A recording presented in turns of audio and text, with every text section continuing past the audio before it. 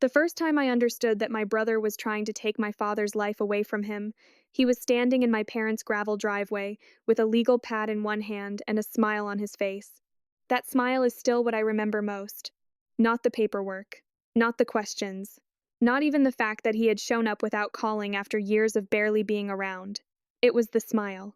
Relaxed, warm, reasonable. The kind of smile people wear when they are already halfway inside a decision they plan to pretend is still up for discussion. My name is Claire. I was 36 when this happened. And 6 months earlier, I had given my parents a house on the edge of a small lake in Wisconsin for their 40th anniversary. I did not give them the house because I was trying to impress anyone.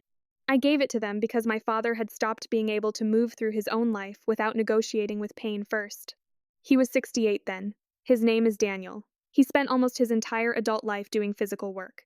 Roofing, carpentry, framing, repair jobs, the kind of work that leaves your hands thick and your knees damaged and your shoulders permanently a little uneven. He was one of those men who carried plywood alone when he should have waited for help, who never sat down until everyone else had eaten, who believed resting before the work was done was something other people did. Then age started collecting its payment. His hips got bad first, then his balance, then his heart. Not enough to make him dramatic about it. My father was never dramatic about anything, but enough that stairs started turning him quiet, enough that long hallways wore him out, enough that I once watched him pause with one hand against a wall halfway between the kitchen and the bathroom in my parents' old house, and when he saw me notice, he straightened up and kept walking like pride itself was holding him together. My mother, Elaine, had been carrying more than anyone around her seemed willing to admit, including me. That part matters, because the story people tell later is usually cleaner than the truth. Later, people said I built the house because I was generous, because I was the dependable daughter, because I was always good with money. All of that sounds nice. None of it is really the reason. The reason was that one Wednesday evening I came by after work and found my mother standing at the kitchen sink with both palms pressed flat against the counter, her head lowered, not crying, not upset, just still in a way that told me she had gone past tired and landed somewhere quieter. I asked if she was all right. She lifted her face too quickly and said, "Of course, my back's just bothering me." I remember the dish towel near her elbow, yellow with little blue stripes. I remember the stove light was on even though the rest of the kitchen was dim. I remember my father was in the next room trying to stand up from his chair without making any noise so no one would come help him. That was the night the idea started.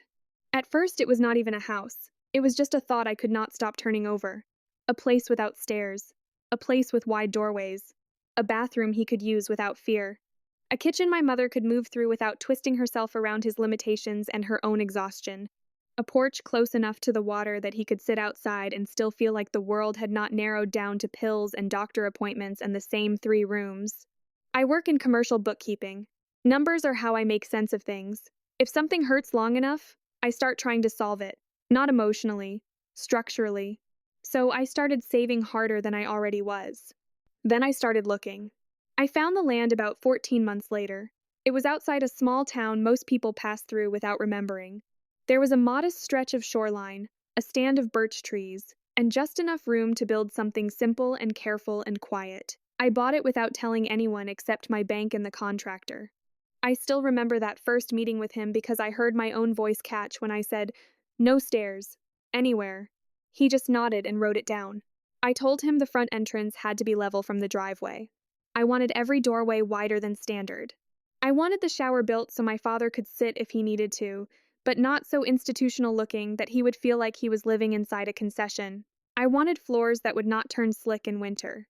I wanted handles instead of knobs. I wanted enough turning space in every room that if his body gave him less later, the house would not punish him for it. And most of all, I wanted a path to the dock.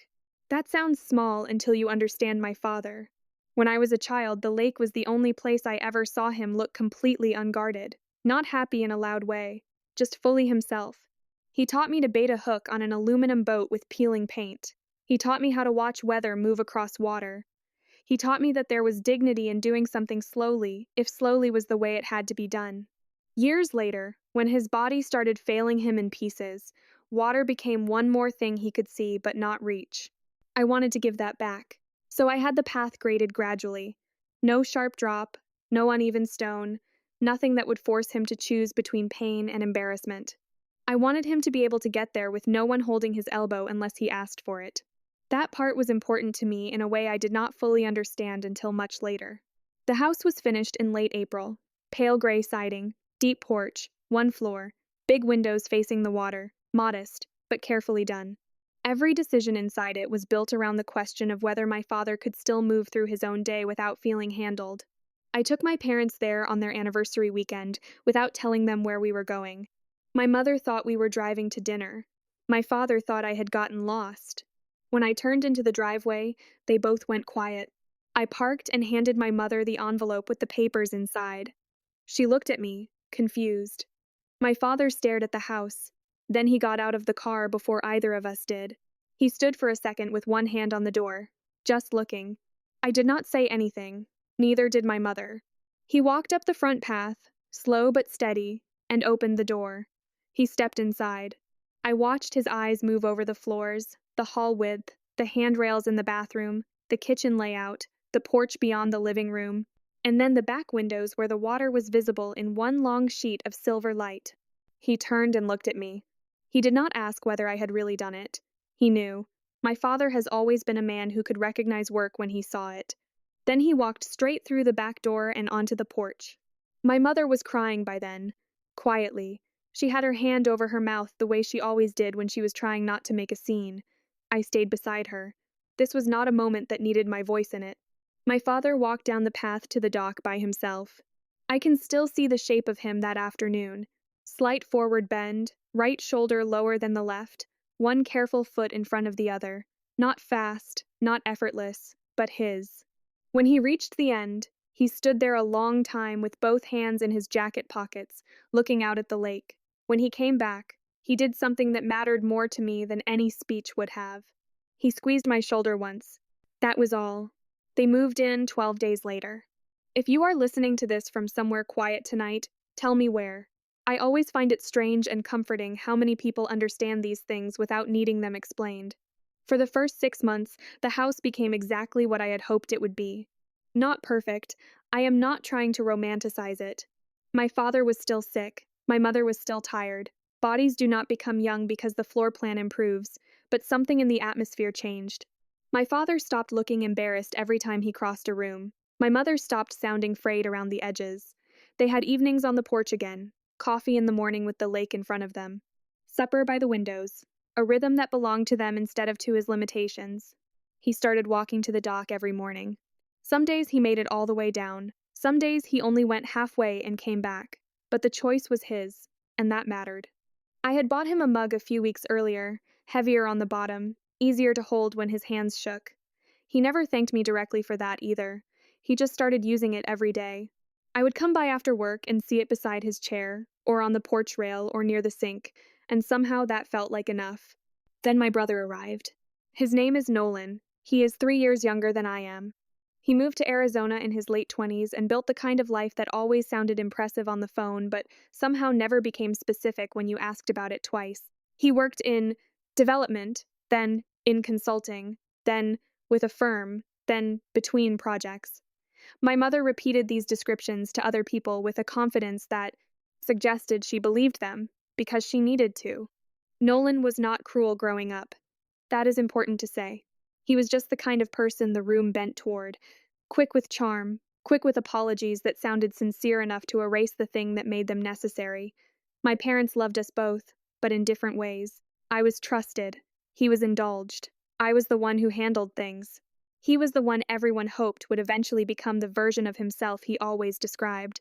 We had not been close in years, not hostile, just thin, birthdays, holidays, a text if something serious happened. The kind of sibling relationship where you still know each other's middle names but not the details of each other's real lives. He showed up in October. No warning, no call, just a dark SUV in the driveway and his overnight bag on my parents' porch when I pulled in on a Saturday morning with groceries in my trunk. He opened the front door before I could knock and smiled like a surprise was the same thing as a relationship. "Claire," he said, "thought I'd spend some time with Mom and Dad." I remember looking past him into the house. My father was in his chair by the front window. My mother was in the kitchen, pretending she was not tense. She had that overbright expression people get when they are trying to sell peace to the room before conflict has officially arrived. I walked in slowly and set the grocery bag on the counter. Nolan hugged me. I let him.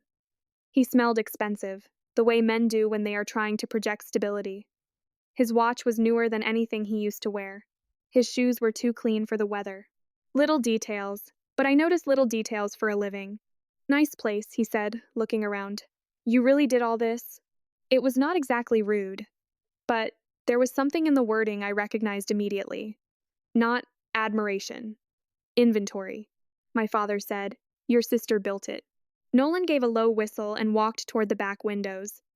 Well, he said, this must be worth a fortune now. That was the first moment I felt it. Not alarm. Not yet. Just the smallest internal shift. The kind that happens when one number in a column is slightly off and you cannot prove anything from it yet, but your body already knows you will be back to check. I said, it wasn't built to be worth anything. It was built so Dad could live here. Nolan smiled again. Sure, he said. I'm just saying, it's a big asset. My father went quiet. I noticed that too. Most people think danger announces itself clearly. It usually does not. Usually it enters politely. Usually it sounds practical. Usually it stands in your parents' kitchen with a travel bag near the door and talks about value as if that is the same thing as care. For the rest of that day, Nolan was pleasant. Too pleasant. He made tea for my mother, asked my father about his medications, carried things before anyone requested help, stood at the edge of the dock path, looking thoughtful, said things like, You two really have something special here. That evening, just before I left, I watched him in the driveway with a pen in one hand and a folded sheet of paper braced against his palm, while he looked slowly from the house to the shoreline to the detached garage. When he saw me watching, he tucked the paper away and smiled. Just making a note, he said. I smiled back because there are moments when reacting too early only teaches someone to hide better. But all the way home, I could not shake the feeling that something had already started. And 3 days later, when I pulled into the driveway after work and saw my father standing on the porch with both hands trembling while a stranger near the side yard took photos of the house with a clipboard under his arm, I understood I had been right to notice. My father looked at me and said, very quietly, Claire, do you know who that man is? And that was the moment everything changed. I got out of the car without answering my father right away because I did not want the first thing he saw on my face to be fear. The man by the side yard was in his 50s, maybe, wearing a navy windbreaker and carrying a camera that looked too professional for a hobby and too ordinary for something ceremonial. He had already taken pictures of the front of the house, the detached garage, and part of the slope near the dock. There was a sedan parked behind Nolan's SUV that I had never seen before. My father was standing on the porch with one hand on the rail. Not leaning, bracing. That detail matters to me now because it told me more than his voice did. He was confused enough to come outside, but not confident enough to come down the path. My mother was just inside the front door behind him, one hand pressed flat to the frame, watching the yard the way people watch storms they already suspect are going to hit them. I walked toward the man and said, Hi, can I help you? He lowered the camera and gave me the polite smile professionals use when they think everyone involved has already agreed to what they are doing. I'm here to complete a property valuation, he said. I'm almost done. I remember the phrase exactly because of how wrong it sounded in that setting. Property valuation. Not home, not house, not residence. Just a thing with a number attached. I said, Who hired you? He looked down at the sheet on his clipboard, then back at me. A Mr. Nolan Mercer. My brother was standing just inside the doorway by then, not nervous, not apologetic, calm. Too calm. I turned to the appraiser and said, The homeowner didn't authorize this visit, you need to leave. He hesitated for maybe half a second, long enough to confirm that he had not expected resistance. Then he nodded and said, I understand, and started packing up. I watched him walk back to his car. I watched him put the camera in the passenger seat and slide the clipboard onto the dashboard. Only when he pulled out of the driveway did I turn around. Nolan was still in the doorway.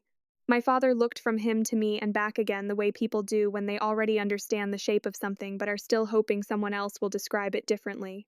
I went up the porch steps and into the house. What are you doing? I asked my brother. He gave a short exhale, almost a laugh, like I was overreacting to something practical. Claire, Relax. It was just an appraisal. For what? He spread his hands. To know what the property is worth. I said, people don't order appraisals on houses that aren't theirs for fun. My mother said softly, Nolan. But she did not finish the sentence. That was one of the patterns in our family. My mother often began her objections as if the beginning itself might be enough. As if saying a name in the right tone could substitute for actually stopping someone. Nolan turned toward her with that patient expression he used when he wanted to make someone feel childish for not understanding his logic. Mom, I'm trying to think ahead. No, I said. You're trying to move ahead without asking. He looked back at me, and his face shifted in a way I had not seen since we were teenagers. Still controlled, still smooth, but flatter now. Less interested in seeming harmless. Someone has to, he said. Dad's health isn't getting better. This place is isolated. Winter's coming. There are 100 reasons to look at options. My father was still standing near the door. He said quietly, Options for what? Nolan turned to him at once, voice softening again. Nothing is happening right now, Dad. I'm just making sure we understand the situation. I watched my father's jaw tighten. That was when I understood something that took me years to say clearly. People like my brother often hide the violence of what they are doing inside the language of foresight. They use words like planning, preparing, responsibility, options. They move first and explain later. Then, if anyone objects, they act like that person is the emotional one. I said, You don't get to evaluate his life behind his back. Nolan's eyes flicked toward me, irritated now. Why are you acting like I'm trying to hurt them? I could have answered that question 10 different ways, but the truth was simpler than any speech would have been. Because the house had changed my parents' lives for the better, and within days of arriving he was already measuring it. Because he had looked at the windows and the shoreline and the detached garage and seen money before he saw relief.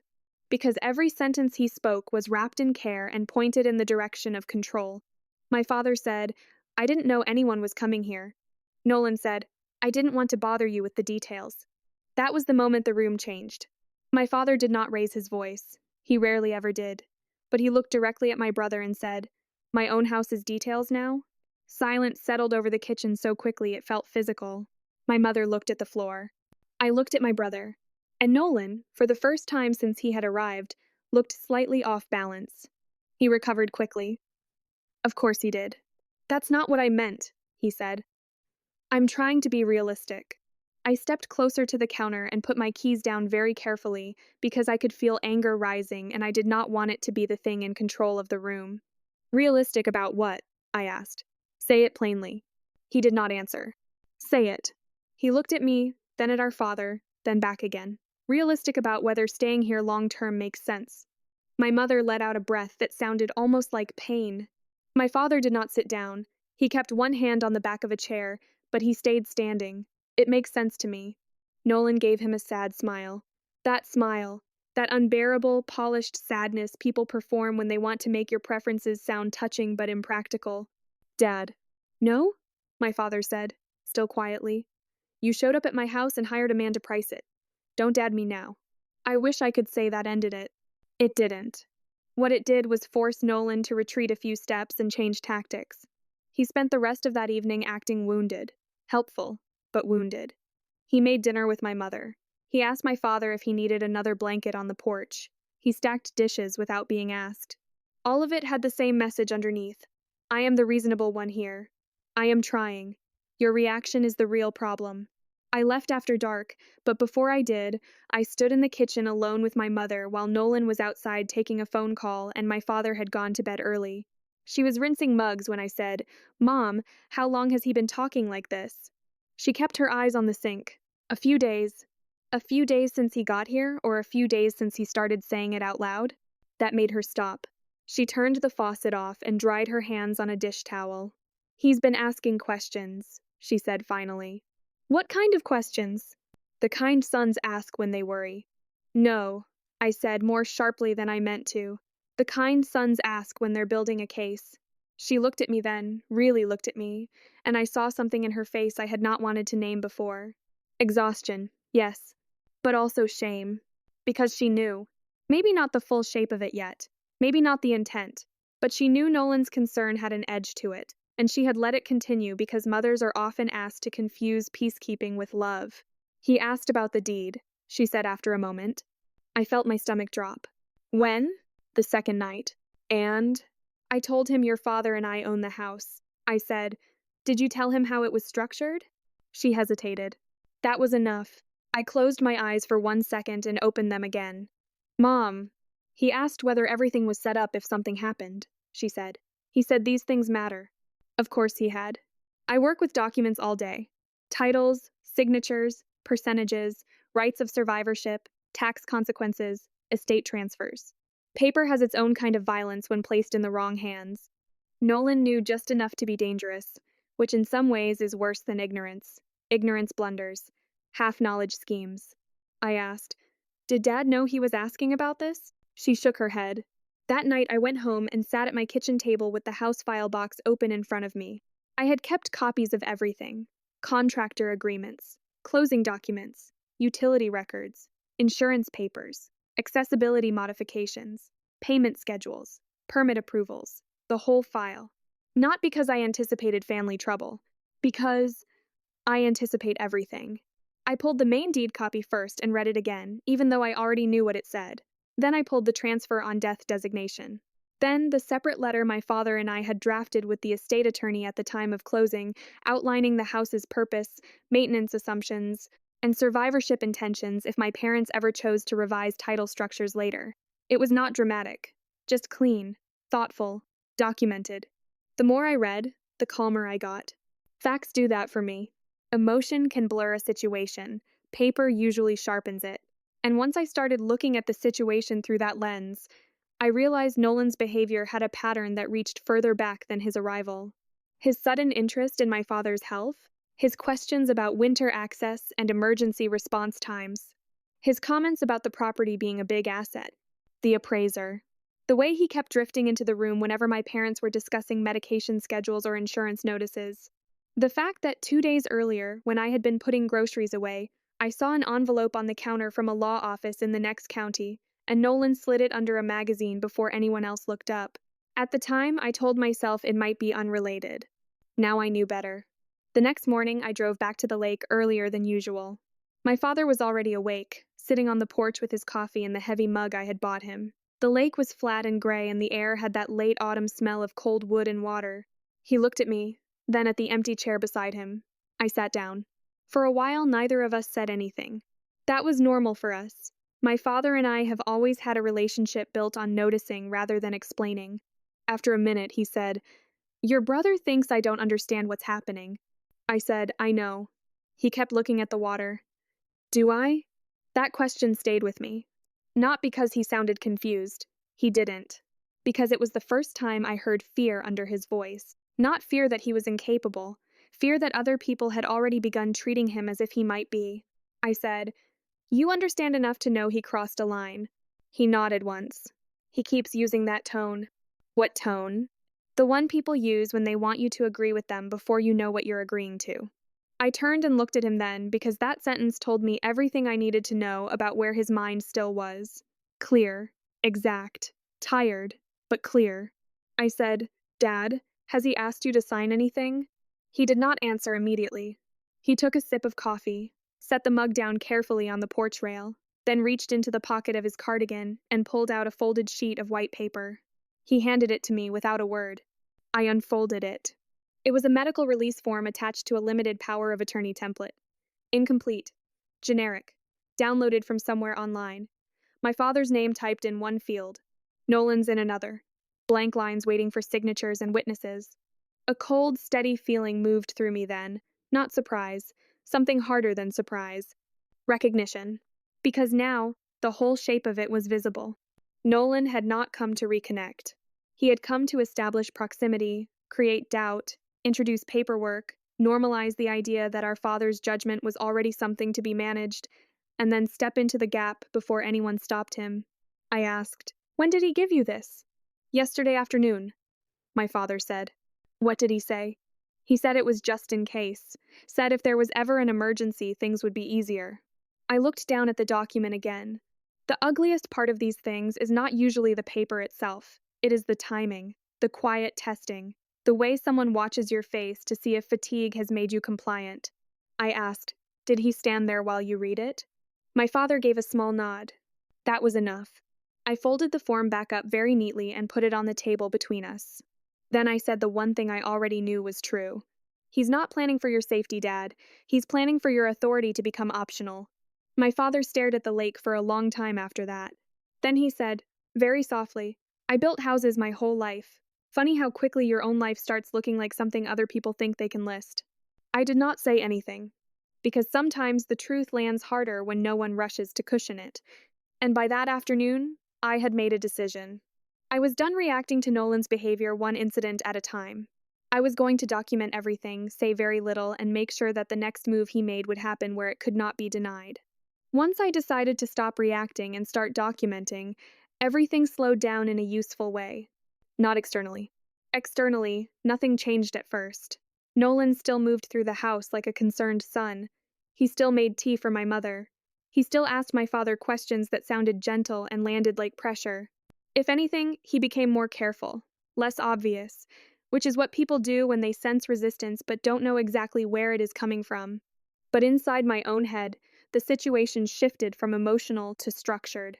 I started treating it the way I treat a complicated set of books at work.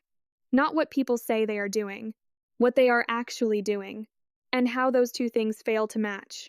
The first thing I did was make copies. I took photos of the document Nolan had given my father. I saved them in a folder on my phone labeled Nothing Obvious. I copied the envelope from the law office I had seen him hide. I noted the date and time of the appraiser's visit. I wrote down the exact wording Nolan used when he described it as just being responsible. None of that felt dramatic. It felt precise. The second thing I did was change my behavior in a way Nolan would not immediately recognize as resistance. I stopped arguing. That was important, because arguments give people like Nolan something to push against. They let him position himself as reasonable. They let him say things like, I'm just trying to help, while someone else looks emotional. So I took that away from him. When he made comments about safety, I didn't correct him. When he talked about future planning, I didn't challenge him. When he used that soft, guiding tone with my father, I didn't step in. I just listened. And I watched. What I needed was not a better argument. I needed a clearer pattern. It took about 4 days. 4 days of small things. Nolan asking my father if he had updated his medical information recently.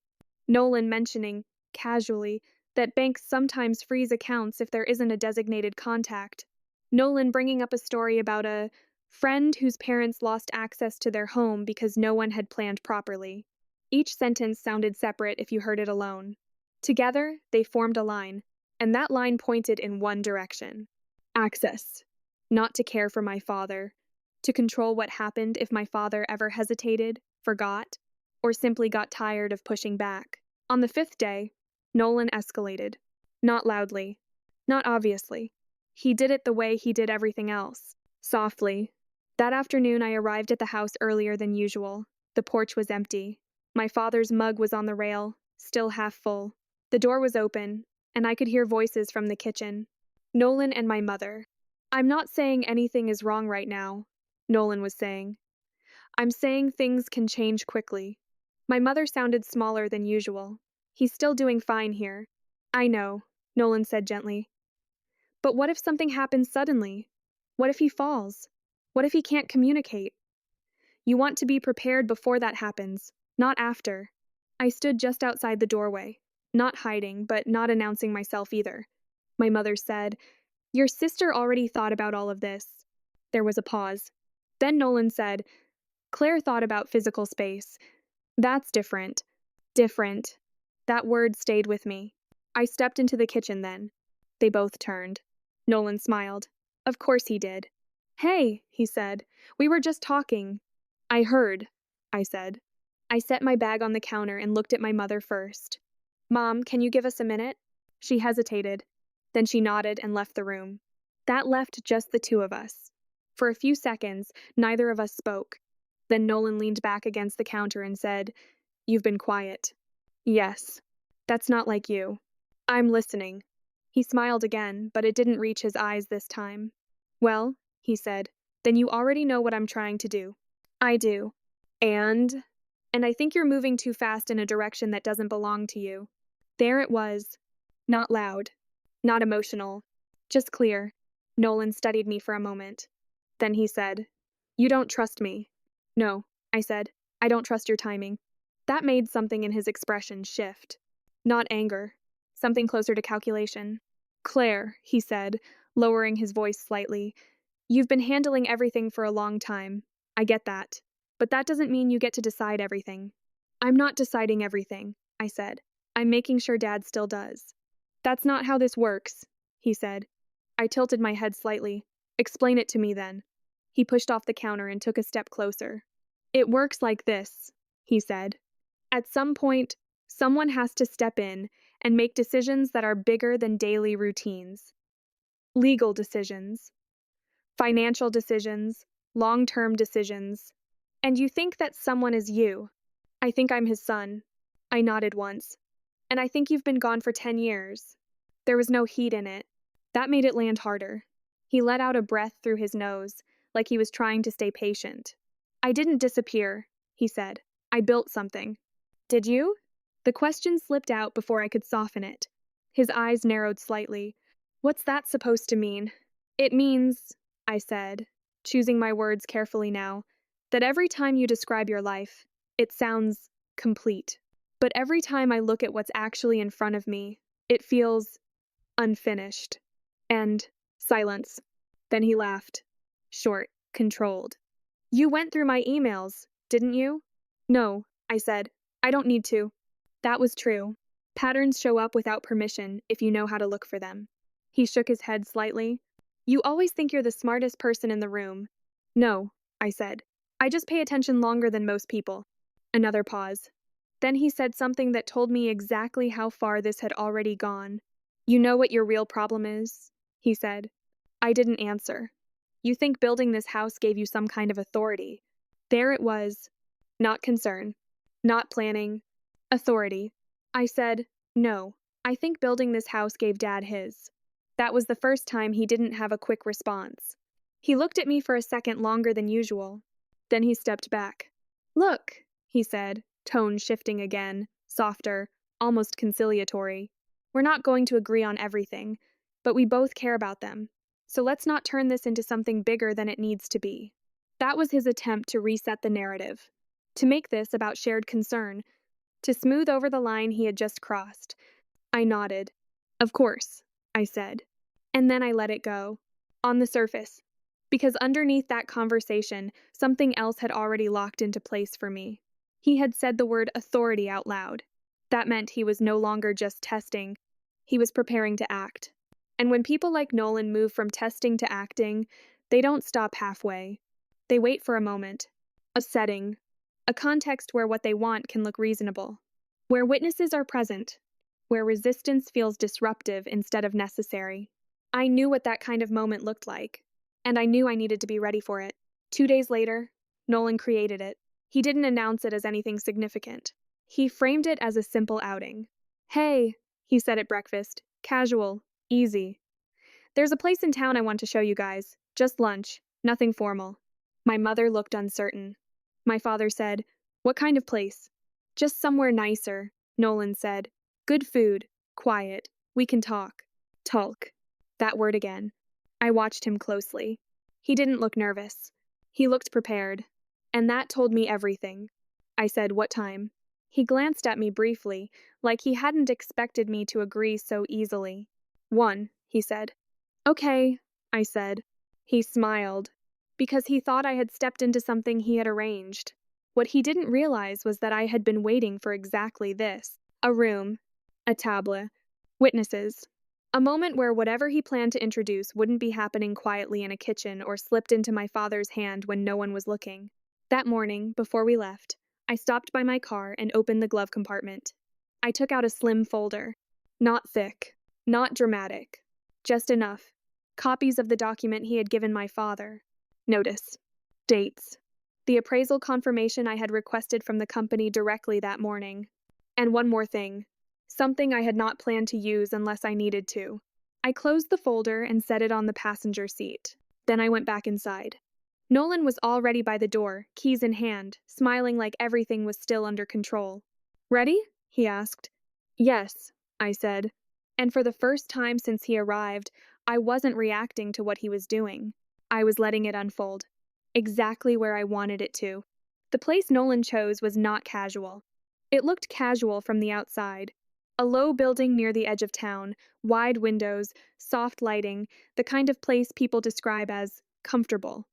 But when we walked in, I saw the details that mattered.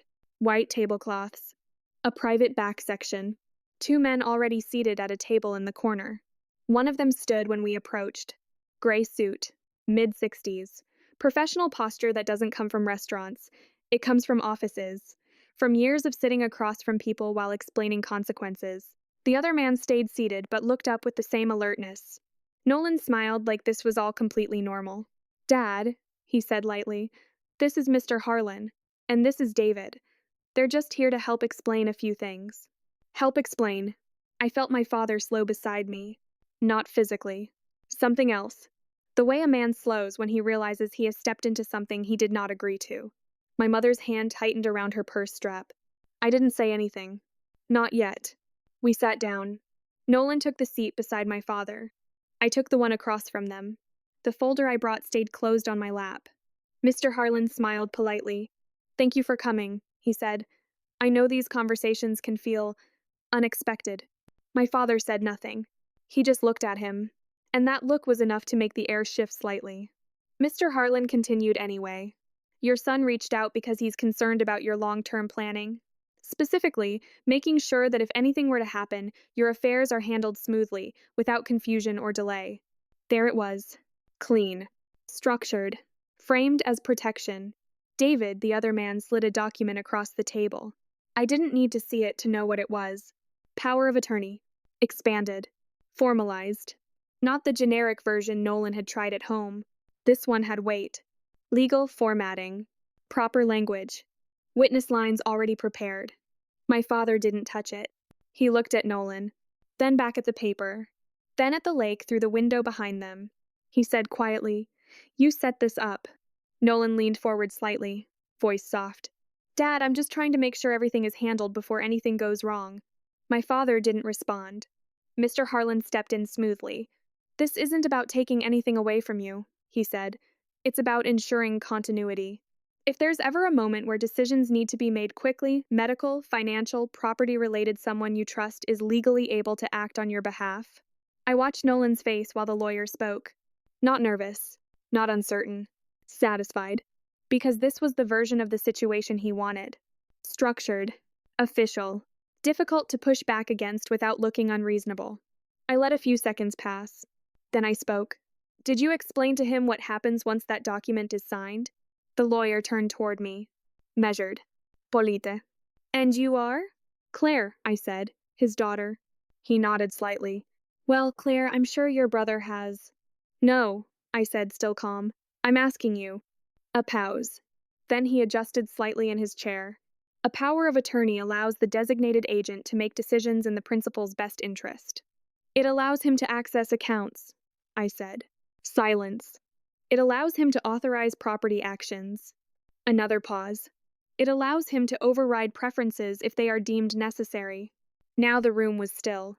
My father hadn't looked away from the table, but I saw his hand move slightly, just enough to confirm he was listening to every word. Mr. Harlan cleared his throat lightly. "It allows for flexibility in situations where immediate action is required." I nodded once. "Right," I said. "So this isn't just about emergencies. This is about control." Nolan leaned back, exhaling slowly. "Claire." I didn't look at him. I kept my eyes on the lawyer. "Did he also tell you he already tried to get our father to sign a version of this at home?" That landed. You could feel it. Mr. Harlan's expression changed just enough. Not shock, but recalibration. He turned his head slightly toward Nolan. "Is that accurate?" Nolan smiled, but it was thinner now. I showed him a basic version, just to start the conversation. I opened the folder on my lap. Slowly, deliberately, I placed a copy of the document Nolan had given my father on the table, next to the official one. "I took a picture of it," I said, "the same day." The two papers sat side by side. One informal, one formal, same intent, different packaging. Mr. Harlan looked at them both, then at Nolan. "This should have been disclosed," he said quietly. Nolan didn't answer. I reached into the folder again and pulled out the next sheet. The appraisal request confirmation. Company name. Date. Requester. Nolan Mercer. I placed it on the table. Did he tell you he had the house appraised without informing the homeowner? I asked. Now David shifted in his seat. Subtle, but visible. Mr. Harlan's tone changed. Slightly more formal. No, he said. I nodded. I thought so. I finally looked at Nolan. He was no longer relaxed. Not angry either. Focused. Calculating again. Trying to find footing. This isn't what it looks like, he said. I said, then explain it. He opened his mouth, closed it, then leaned forward. I'm trying to protect them, he said. My father spoke before I could. No, he said. Quiet, but absolute. Everyone turned toward him. He was still looking at the table, but his voice had changed. Not louder, heavier. You're trying to move me out of my own life, he said. Silence. Nolan shook his head quickly. That's not true. My father looked up then, directly at him. I didn't ask for help, he said. You need it, Nolan replied. There it was. The line. Clear. Unhidden. My father held his gaze. For what? He asked. For decisions you might not be able to make later, Nolan said. And who decided that? My father asked. Nolan didn't answer immediately. That hesitation was everything, because it showed the truth. He had already decided. Without permission. Without agreement. Just assumption. My father leaned back slightly in his chair, not retreating. Settling. I've made every decision in my life so far, he said. His hand rested on the edge of the table. Steady enough. I'm not finished. The room went completely quiet. No one interrupted. No one softened it, because there was nothing to soften.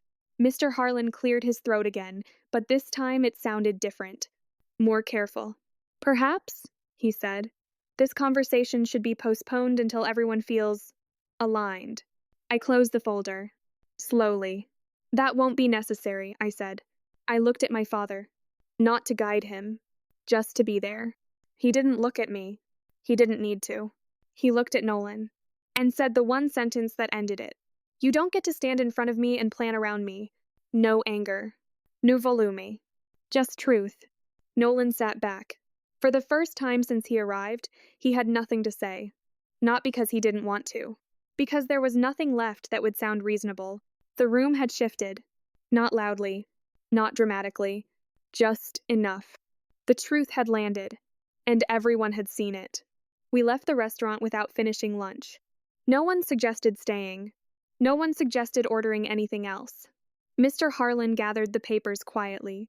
He nodded once to my father, once to me, and then to Nolan in a way that felt less supportive than it had 20 minutes earlier. David didn't say anything at all. He just closed his folder and followed. Outside, the air was colder than it had been when we walked in. My father stood beside the car for a moment before getting in. Not because he was weak. Because he was steadying himself. That difference mattered. My mother moved closer to him but didn't touch him. She had learned, over years, that there are moments when help feels like pressure. This was one of them. Nolan walked a few steps ahead, then stopped, turned back, and said, "We need to talk about this." My father said, "We just did." Nolan's jaw tightened. "This isn't over." I watched that sentence land between them. Not loud, but sharp. My father didn't react the way Nolan expected. He didn't argue. He didn't defend himself. He didn't raise his voice. He just said, "You're right." That seemed to catch Nolan off guard. Then my father added, "It's not over, but it's not yours either." We got into the car. Nolan didn't. He stood there in the parking lot for a second longer, like he was deciding whether to push again or pull back. Then he stepped away. We drove home in silence. Not heavy silence.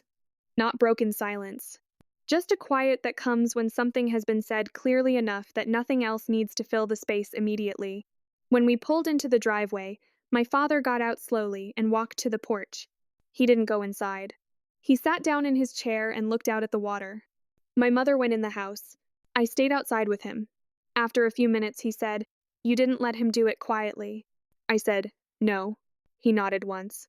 "Good." That was all. The next few days were quieter than I expected. Nolan didn't leave immediately. That would have been easier to understand. Instead, he stayed. But something about him had changed. He wasn't as comfortable moving through the house anymore. He didn't interrupt conversations. He didn't ask questions about medical records or finances. He didn't bring up planning. He was careful, measured, as if he understood that whatever he tried next would have to survive being seen. That was the difference now. It wasn't just me noticing. It was everyone. On the third morning after the restaurant, I arrived early again. My father was already on the porch, but this time his mug wasn't on the rail. It wasn't on the table.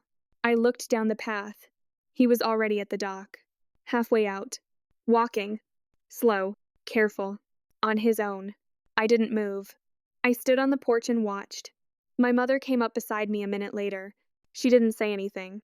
We both just stood there, watching him choose himself again. When he reached the end, he didn't sit right away. He stood there, looking out over the water, one hand resting lightly on the railing, not gripping it. Resting.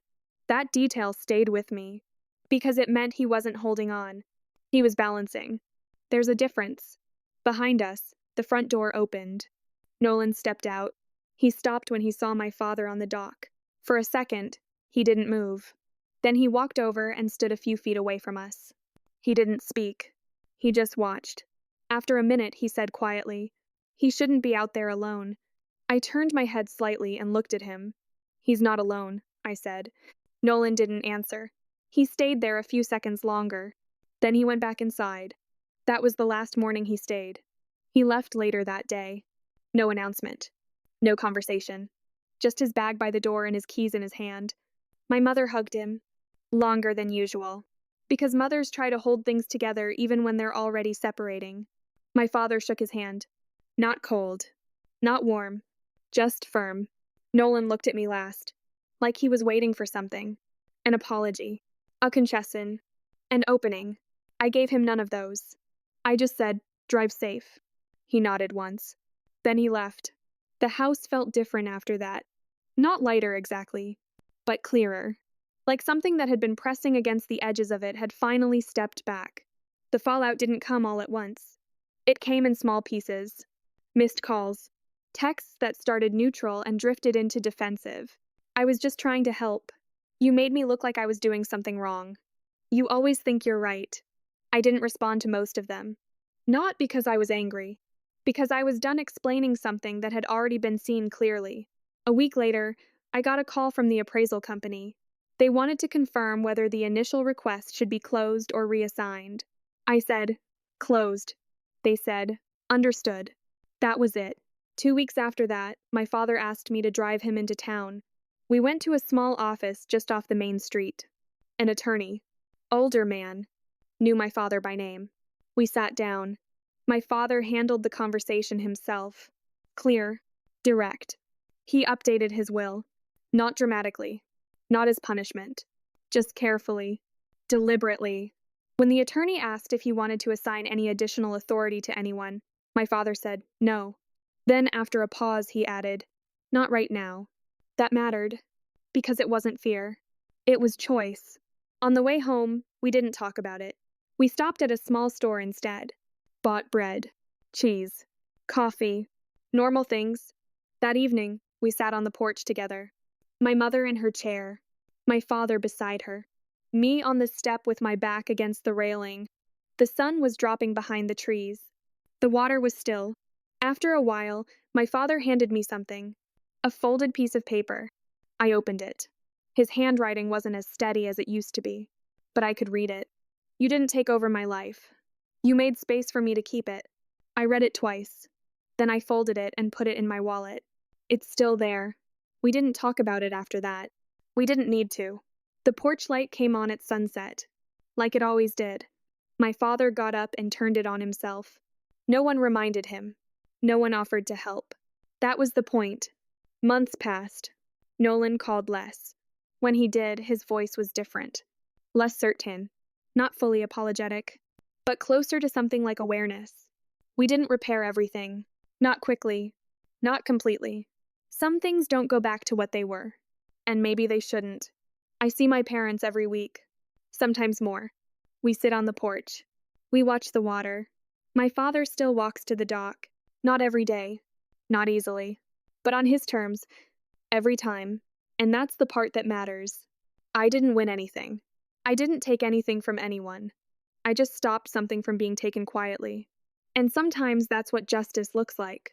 Not loud, not dramatic, just clear, just witnessed, just enough